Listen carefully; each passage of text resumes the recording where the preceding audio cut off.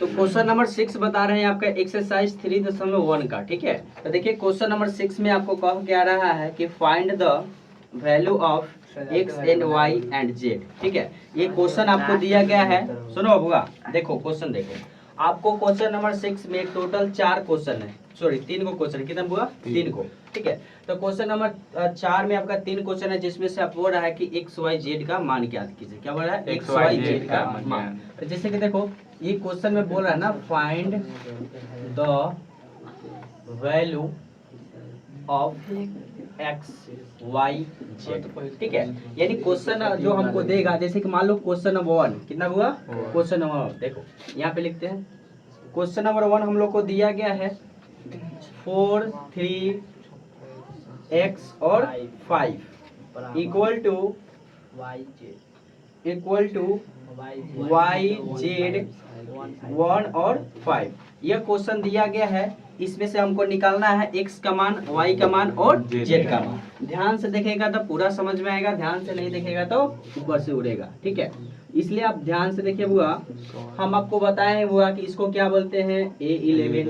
ठीक है, इसको क्या बोलते हैं A11। तो बता बुआ ये और ये दोनों एक जैसा है कि नहीं है? हाँ। है ना, तो ये बता बुआ 4 बराबर y लिख सकते हैं, हाँ। लिख सकते हैं ना। अब y को मान लो इधर लाना है, तो y बराबर कितना आ गया 4। तो पहला आंसर आ गया ना, y का मान आ गया। हाँ। किसी को कोई दिक्कत नहीं ना। उसके बाद देखो मान लो हमको फिर x निकालना है, क्या निकालना बुआ x। चलो इसी लाइन में पहले ये देखो, इसको क्या बोलेंगे A12 बोलेंगे। तो देखो 11 के बाद कितना आएगा 12, तो ए भी 12 ये भी 12, दोनों 12 है कि नहीं है? तो यहाँ पे हम लिख सकते हैं बुआ कि 3 इक्वल टू जेड, यानी ये देखो तो आसानी से हम लोग का वैल्यू मिल जा रहा है। यानी ये जेड का मान हो गया, ये आपका किसका मान हो गया वाई का मान हो गया।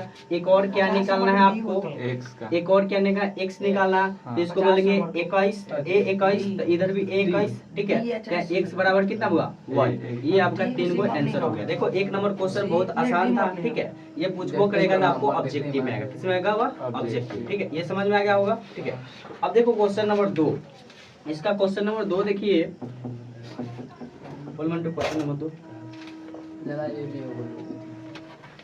क्वेश्चन नंबर 2 क्या है? x plus y. देखिए क्वेश्चन नंबर 2 है x प्लस वाई, फिर है 2 और यहाँ पे कितना, फिर 5 प्लस जेड या x गुना वाई, ये हो गया इक्वल टू।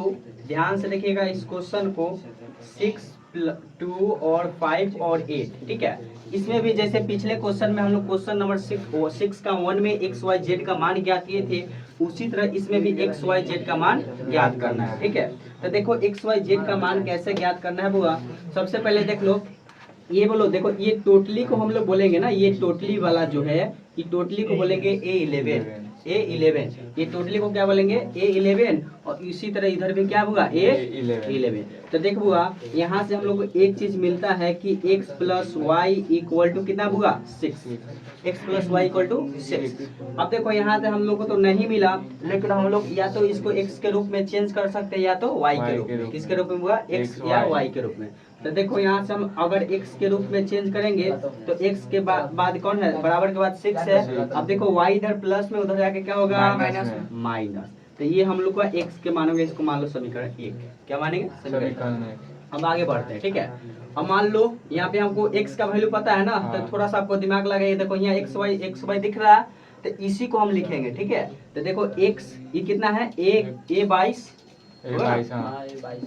और ये A22। तो यहाँ से हम लोग लिख सकते हैं क्या, यहाँ से देखो सेकेंड स्टेप लिखेंगे एक्स वाई बराबर 8, यानी कहने का मतलब x गुना y लिखल है। क्या लिखल हुआ x गुना y। अब देखो x का वैल्यू हम यहाँ पे आपको निकाल के ला है, देखो x का वैल्यू है कि नहीं है, x माइनस वाई। अब देखो बुआ जहाँ भी x दिखेगा वहाँ क्या लिखेंगे 6 माइनस वाई, यानी कहने का मतलब यहाँ देखो x के साथ y गुना में है, तो x ये जो x का वैल्यू 6 माइनस वाई, y के साथ क्या करेगा गुना। हाँ यानी 1 ये हो गया और गुना कितना y। ये समझ में आया सबको, है ना। देखो x y के साथ गुना में था बुआ, इसलिए x का जो भी वैल्यू होगा y के साथ क्या करेगा गुना। ठीक है, तो इसको हम थोड़ा सा चेंज करके आपको आसान के लिख सकते हैं, इसको इधर लिख देते हैं, कोई दिक्कत होगा कोई दिक्कत हो गया। अब देखो आपको 10th क्लास में आप पढ़े होंगे बुआ कि इसको एक बार इससे गुना किया जाता है कि नहीं किया जाता। तो इससे इसमें गुना करेगा तो 6y आ जाएगा, आया ना बुआ। अब फिर इसको इसमें गुना करेगा तो y² आएगा, अब बराबर कितना 8 आ गया, बराबर कितना है 8। अब यहाँ से देखो हुआ ये स्क्वायर वाला है तो इसको पहले लिख लो, ये प्लस में 6 है तो प्लस 6y लिख लो, ये प्लस में इधर आके बहुआ माइनस में कर जगह पर कौन बच गया 0। क्या बता भैया 0। अब देखो यहाँ से आपको गुणनखंड दिखाई दे रहा है, क्या हुआ गुणनखंड। तो यहाँ से हम लोग थोड़ा सा गुणनखंड बनाएंगे, ठीक है। अब देखो ये जो 8 है ना, गुणनखंड का नियम होता है 8 जो है हमको 8 को वैसा फैक्टर करना है, वैसा संख्या में 2 को तोड़ देना है कि उसी संख्या को अगर गुना करे तो 8 आ जाए, उसी संख्या को जोड़े तो कितना आ जाए 6। तो आपको पता है सबसे पहले ढूंढेंगे इस तरह से गुणनखंड आएगा। सबसे पहले सर्च करना होगा कि 8 किस किस पहाड़ा में आता है, ठीक है। तो बोलो 8 वो 2 के पहाड़ा में आता है, क्या बार में 4 बार, 4 दूना 8 और 2 और 4 जोड़े तो कितना है 6, यानी हम 2 और 4 लिख सकते हैं ना। तो देखो यहाँ से ध्यान से देखना, यहाँ से आप पहले करो ना क्या करो, माइनस को कॉमन ले लो, माइनस को हटा दो तो माइनस कॉमन ले लो बुआ, ले लिए ना। और माइनस कॉमन का मतलब जहाँ माइनस वहाँ प्लस दिखेगा वहाँ लिखेंगे माइनस, क्या लिखेंगे माइनस। अगर यहाँ माइनस दिख रहा है तो क्या लिखेंगे होगा प्लस। 10th क्लास हो गया। उसके बाद देख लो ये y² और माइनस 6y और प्लस कितना हुआ 8, यानी कहने का मतलब दो ऐसी संख्या को हमको ढूंढना है कि उसी दो संख्या को गुना करें तो कितना आएगा 8, और उसी में से क्या करें उसी दो संख्या को जोड़े तो कितना आ जाए -6 ना। तो देखो लिखने का एक तरीका होता है, जैसे कि देखो y² हो गया, अब देखो -2y और -4y हो गया। आपको बताया था वो माइनस माइनस को जोड़ के माइनस के चिन्ह लगाया जाता है, तो -6 आ गया, आया नहीं। अब इसको देखो माइनस में माइनस के गुना करेगा तो 8 आएगा कि नहीं आएगा, प्लस में 8 आ जाएगा ना। अब देखो यहाँ से कॉमन लीजिए, ये एक y² है, यहाँ भी y है।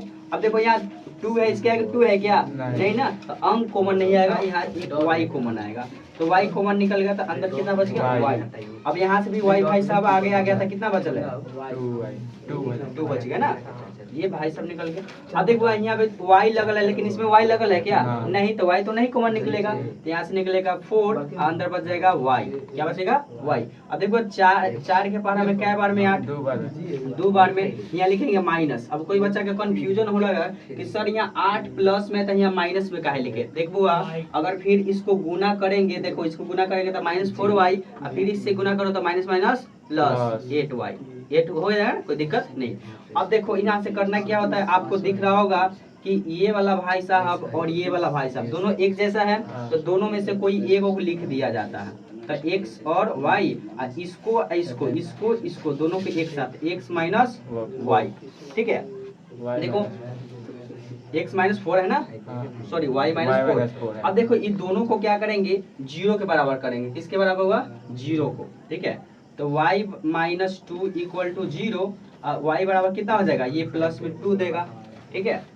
इधर देख लो, इधर हम लोग को क्या देगा y -4 = 0, इधर देगा क्या 4, ठीक है। तो हम लोग का x y का वैल्यू क्या आ गया 2 आ गया, ठीक है। y का वैल्यू 2 आ गया, तो कोई दिक्कत नहीं है। इसमें से कोई एक वैल्यू किसमें पुट करेंगे, इसमें पुट करेंगे, इसमें तो हम लोग का x का मान आ जाएगा, आएगा कि नहीं आएगा। तो यहाँ से लिखो, देख लो कहीं गलत तो नहीं ना है, 6y - y, ये माइनस इधर तो प्लस इधर, ये प्लस इधर, ठीक है। चलो कोई दिक्कत नहीं है। तो यहाँ से देखो हम लोग का y का वैल्यू निकल गया कि नहीं निकला ना।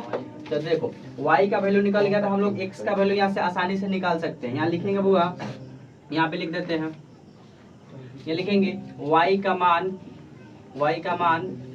समीकरण 1 में रखने पर, देखो समीकरण 1 माने थे कहाँ, यहाँ पे देखो समीकरण 1 माने थे सब, तो इसमें पुट करेंगे तो x प्लस इक्वल माइनस इतना, ठीक है। तो x के मान रख दो बुआ, कितना 2 रख दो, ठीक है। एक बार 2 रख के निकाल लो, तो कितना आ जाएगा 2 कितना आएगा 4। अब मान लो हम लोग x का वैल्यू रखते हैं कितना 4 रखते हैं, कितना रखते हैं 4, तो x का वैल्यू कितना आएगा 2, यानी 4 2 आ रहा है इक्वल टू, हाँ x का y का वैल्यू रखते हैं तो x का वैल्यू नहीं आ रहा, यानी देखो अरे y का वैल्यू पुट कर रहा था, x का वैल्यू आया। मान लो एक बार 2 रखे तो इतना आया, एक बार 2 आगे इतना, तो 2 का वैल्यू है इसलिए 2 को पुट किए, तो ये हम लोग का एक्स वाई का मान निकल गया। अब हमको निकालना है जेड का, तो जेड का निकालना आसान है। देखो यहाँ दिख रहा है सबको, देखो जेड निकाल देते हैं। देखो इसको बोलेंगे A21, इसको भी A21, तो देखो A5 plus z equal to कितना 5, 5 प्लस जेड इक्वल टू 5। अब देखो ये 5 भाई साहब है, तो 5 को 5, ये देखो जेड भाई साहब जेड छाप लो, ये 5 को 5 छाप लो, ये प्लस में उधर जाएगा हुआ माइनस में, और जेड बराबर कितना 0, यानी आपका जेड का वैल्यू यह आ गया और एक्स वाई का वैल्यू यह आ गया। ठीक है, अब हम लोग बनाएंगे क्वेश्चन नंबर 3। कितना हुआ क्वेश्चन नंबर 3, क्वेश्चन नंबर 1, और इसको मानेंगे कितना A11, तो इधर भी A11, तो देखो लिख लो x plus y plus z equal तो कितना लिख सकते हैं 9, ये हो गया। तो इसको हम कुछ नहीं कर सकते, इसको डायरेक्ट मान लो समीकरण 1, क्या मानेंगे समीकरण 1। ठीक है, अब देखो यहाँ से x प्लस क्या है जेड, तो x प्लस जेड 21 है, तो इधर भी कितना है 21 का मान कितना 5, यहाँ से लिख सकते हैं x plus z equal to कितना होगा 5, लिख सकते हैं। तो इसको मान लो समीकरण 2, ठीक है समीकरण 2। उसके बाद देखो x plus z sorry y plus z equal to लिख सकते हैं 7, तो यहाँ लिख लो होगा y plus z equal to होगा 7। अब आपको इसको मान लो समीकरण 3। अब देखो आपको कुछ ना कुछ कॉमन दिख रहा होगा, क्या कॉमन दिख रहा है कि आपको दिख रहा है समीकरण 1 में y प्लस जेड और समीकरण 3 में y प्लस जेड। तो क्या करेंगे समीकरण का 3 का जो मान है उसमें समीकरण 1 में रखेंगे। ठीक है, क्या रखेंगे 1 में, यहाँ से लिखेंगे स्टेटमेंट कि x प्लस जेड का मान समीकरण x प्लस जेड का मान समीकरण 1 में रखेंगे। किसमें रखना होगा 1 में। तो देखो x प्लस y प्लस का मान, चलो x sorry y plus Z का मान कितना होगा 7। तो देखो y प्लस जेड दिख रहा है ना, इसके जगह पर लिखेंगे 7, क्या लिखेंगे 7। तो देखो इसको छाप लूंगा, पहले देखो इसको समीकरण 1 छाप लेंगे, x plus y plus z equal to 9 हो गया। देखो यहाँ पे, अब देखो यहाँ क्या है y प्लस जेड बराबर 7 है, तो देखो y प्लस जेड है, तो इस टोटली की जगह पर हम डायरेक्ट लिखेंगे 7। कितना लिखेंगे 7, क्योंकि स्टेटमेंट पहले हम बोल दिए हैं इसलिए लिख सकते हैं। अब देखो यहाँ से हम लोग थोड़ा सा इसको कैलकुलेट करेंगे। अब तो आसान है, यहाँ से देखो x बराबर 9, ये प्लस में उधर जाकर होगा माइनस में हो गया, तो यहाँ से क्या लिख सकते हैं होगा x बराबर 2, यानी हम लोग का x का मान निकल गया ना x का मान। अब देखो x का मान निकल गया, तो जो x का मान है इसको हम रख सकते हैं समीकरण 2 में। किसे समीकरण 2 में, किसमें रखेंगे समीकरण 2 में। तो देखो यहाँ से बना देते हैं, यहाँ लिखा हुआ x का मान 2 निकला, इसी मान को हम रखेंगे समीकरण 2 में। समीकरण 2 में क्यों रख रहे हैं, क्योंकि देखो समीकरण 2 में हमको दिख रहा है x, ये देखा है x, तो देखो यहाँ लिखेंगे हुआ कि x का मान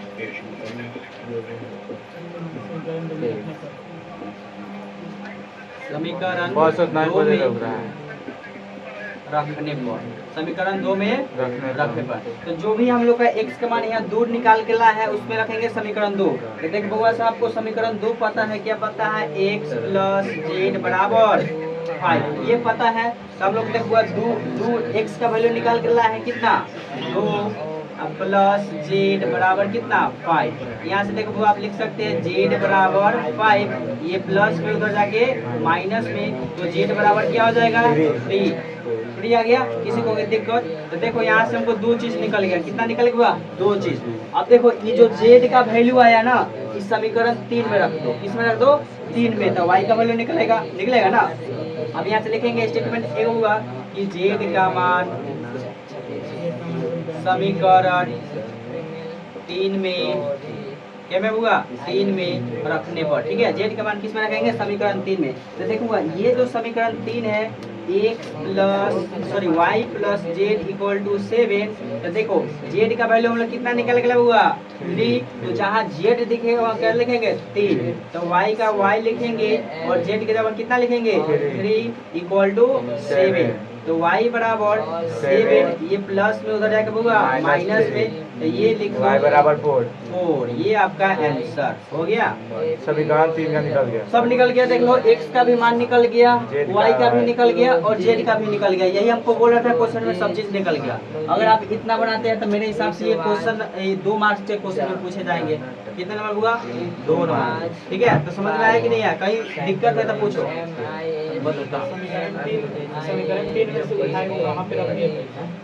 ये इसमें समीकरण 3 को उठा के समीकरण 1 में रखिए। हाँ देखो, जैसे कि यहाँ से हमको देखो, यहाँ से हमको मिल रहा था ना वो, देखो ये y प्लस जेड, तो हमको यहाँ दिख गया है y प्लस जेड मिला ना हुआ। तो हम यहाँ लिख दिए हैं कि y प्लस जेड का मान समीकरण 1 में रखने पर, यानी y प्लस जेड का मान कितना है? यहाँ पे 7 है, जो बराबर में होता है वो 7 फिर उसका मान होता है। ठीक है, तो मान हो गया। तो देख भाई हुआ x plus y plus z है, तो x plus y plus z लिख दिए बराबर 9।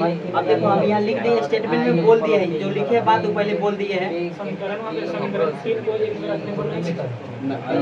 समीकरण 3 को 1 में रख नहीं, समीकरण 3 का वैल्यू 1 में थोड़ी रख रहा है, 1 का वैल्यू है किसमें? 3 में। ऐसे लिखेगा y प्लस जेड का मान समीकरण 1 में रखेगा, जिसमें देखो जैसे कि इसमें स्टेटमेंट देखो ना, जैसे कि मान लो यहाँ x निकला हुआ, क्या लिखे? x के मान समीकरण किस में? जिसमें रखेंगे उसका नाम लिखेंगे। ठीक है, x का मान आया तो हम x का मान लेके वहाँ पर ले जाएंगे तो हाँ देखो यहाँ हमको क्या दिख रहा था? समीकरण 2 में x दिख रहा था, इसलिए समीकरण 2 में पुट करेंगे। अब देखो यहाँ z का मान निकल गया था, z किस में दिख रहा था? समीकरण 3 में, तो किस में पुट किए? 3 में, तो हम लोग का x y z निकल गया। ठीक है, अब कोई दिक्कत नहीं ना?